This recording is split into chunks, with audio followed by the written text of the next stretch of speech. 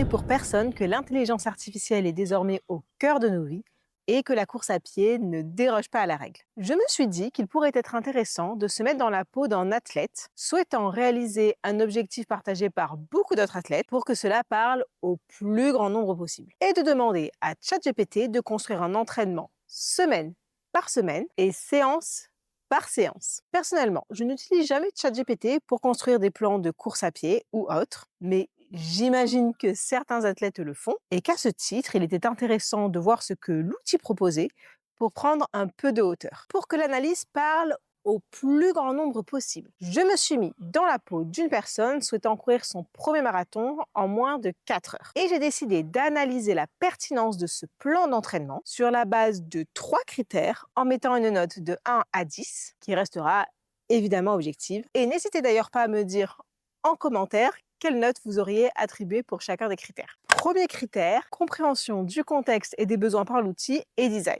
Deuxième critère, à quel point le plan est cohérent au niveau de la quantification du stress mécanique et de l'atteinte de l'objectif. Ce sera le plus gros point que je développerai. Troisième critère, aspect ludique des séances et motivation induite sur le long terme. Premier critère, la compréhension du contexte et des besoins par l'outil ainsi que le design. Voici le script que j'ai transmis à ChatGPT. Agis en tant que coach expert en course à pied de fond. Je cours en général le mardi, le jeudi et le dimanche et je réalise en moyenne 10 km le mardi, 10 km le jeudi et 15 km le dimanche et je suis prête à rajouter un 4e entraînement dans la semaine. Je suis familière avec les séances de VMA, mais je commence à me lasser des 10 x 30-30.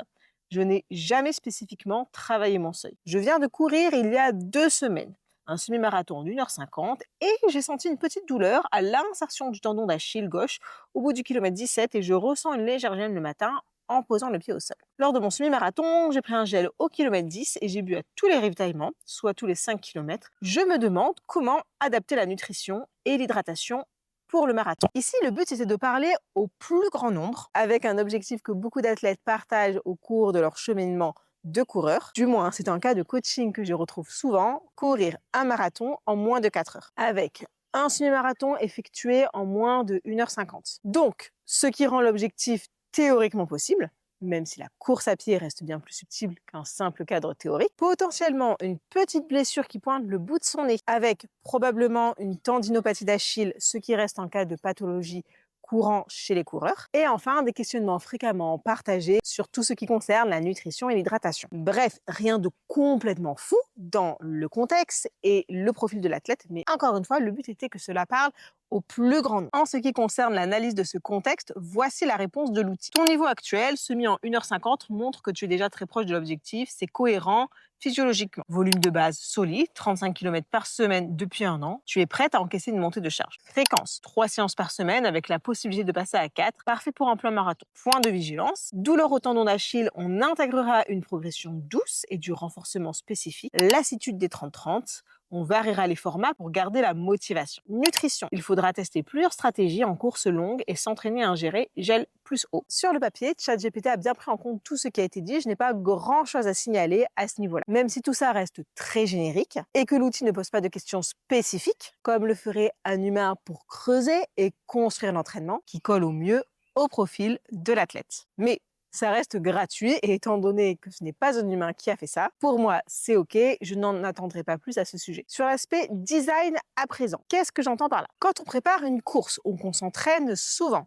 on va ouvrir notre plan d'entraînement 3 à 4 fois par semaine, voire tous les jours, en fonction du profil de l'athlète. Il est donc important que l'accès à ce dernier soit non seulement facile, mais également attrayant, qui donne envie d'aller dessus. Pour moi, ça participe à maintenir la motivation sur le long terme. Même si ce n'est pas le critère le plus important, cela joue quand même dans la balance à mon sens. Et je vous laisse me dire ce que vous en pensez en commentaire. Ici, ChatGPT m'a proposé un document Word et un Excel. Je vous ouvre le document Word en question. Bon, là, je suis peut-être un peu dure, mais clairement, ça ne donne pas envie du tout. C'est tout ce qu'il y a de plus banal.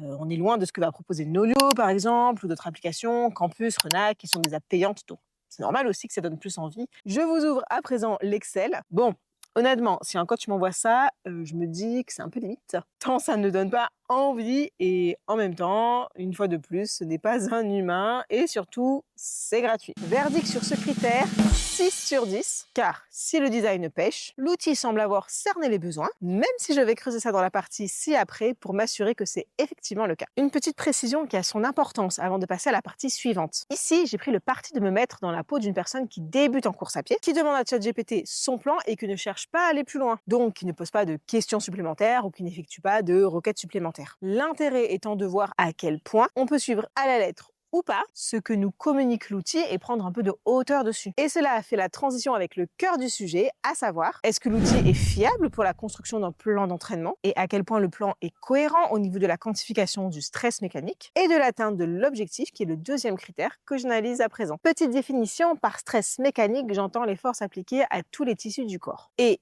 basé sur les théories de la clinique du coureur, organisme de formation expert dans le traitement et la prévention des blessures en course à pied, le corps est capable de s'adapter dans la mesure où le stress mécanique appliqué au corps ne dépasse pas ses capacités d'adaptation. Le but principal dans la planification de l'entraînement est donc de correctement quantifier ce stress mécanique, qu'on peut résumer par volume multiplié par l'intensité, pour ne pas se blesser, car le facteur limitant numéro 1 de la progression en course à pied et la blessure. Pour l'évolution du volume, le premier point qui pêche dans ce que m'a proposé ChatGPT est que j'ai dit que j'étais prête à passer à 4 entraînements par semaine et qu'ici l'outil a donné directement 4 entraînements par semaine. En partant du principe pour cet athlète qu'avant sa première semaine de préparation donnée par ChatGPT, ce dernier était à 35 km de volume. Et cela fait donc une première semaine de préparation pour le marathon à 43 km et une augmentation du volume de 24%. Un des principes théoriques dans la planification de l'entraînement consiste à dire que l'augmentation du volume, surtout pour un athlète qui reste relativement débutant, ne doit pas dépasser les 10% par semaine pour ne pas se blesser. Sachant ici qu'en plus il y a une gêne au tendon, je mettrai fort à parier que l'entraînement devrait s'arrêter au bout de la première semaine. Pour le reste du plan, c'est quand même un petit peu mieux, avec des augmentations de volume bien plus cohérentes de la semaine 2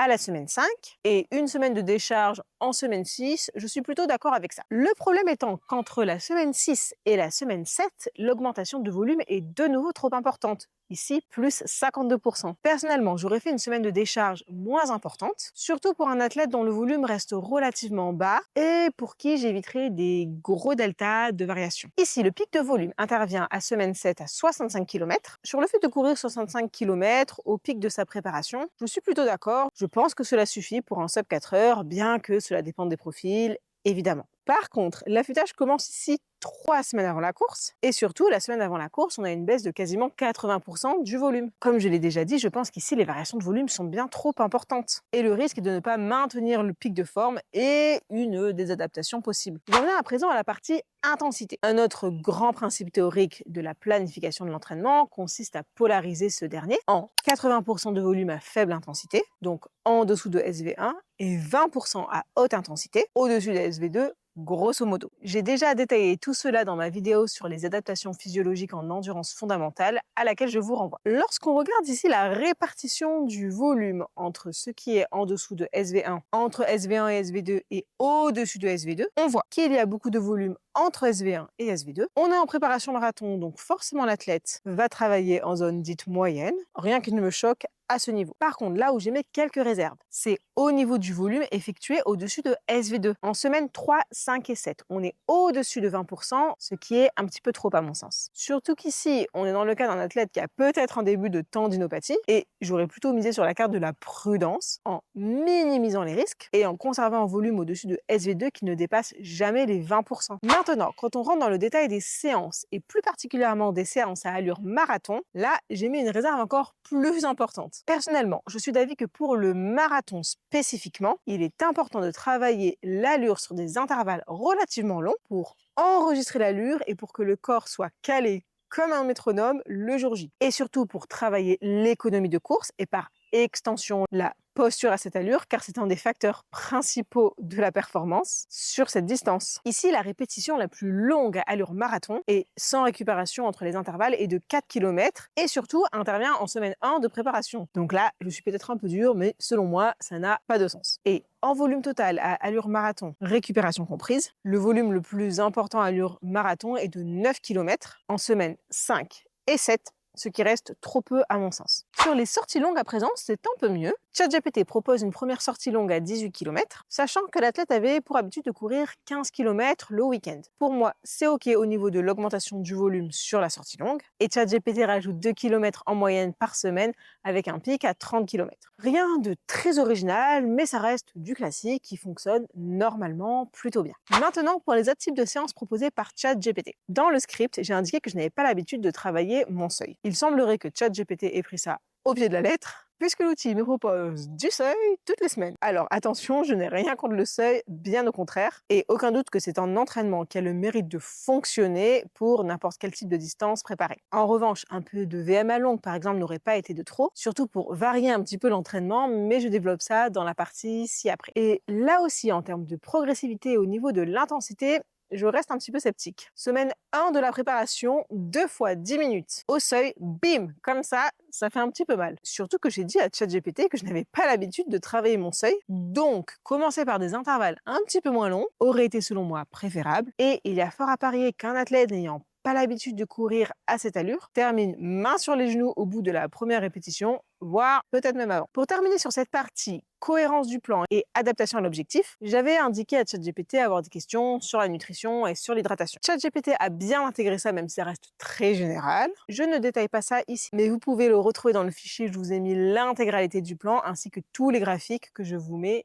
dans la description. Pareil pour les exercices de renforcement musculaire, ça reste très générique, mais ça a au moins le mérite d'être spécifié. Verdict, pour moi, le gros point négatif, c'est qu'au niveau de la quantification du stress mécanique, le plan n'est pas adapté et que le volume à allure marathon n'est pas non plus assez travaillé, bien que l'outil propose des sorties longues chaque semaine. Manque de progressivité dans la quantification du stress mécanique, plus manque de volume à allure marathon, désolé, mais ça ne vaut pas la moyenne. C'est en 4 sur 10 pour ne pas être trop méchante. Dernier critère que j'analyse, l'aspect ludique des séances et la motivation induite sur le long terme. Ce que je trouve fascinant avec la course à pied, c'est que le geste est super simple en soi et accessible, mettre un pied devant l'autre. Et pourtant si complexe pour progresser. Et pour progresser, il faut introduire sans cesse de la variété dans l'entraînement pour faire abstraction de ce geste répétitif, être content de découvrir le plan d'entraînement car on sait qu'on va découvrir des séances qu'on n'a jamais faites, etc. Tout ça n'est pas à négliger pour maintenir la motivation et par extension la progression. Ici, j'ai indiqué à ChatGPT que j'en avais marre des 10 x 30-30 pour la VM. Certes, je n'ai pas explicitement précisé que je voulais un peu plus de variété dans l'entraînement et peut-être que j'aurais dû, mais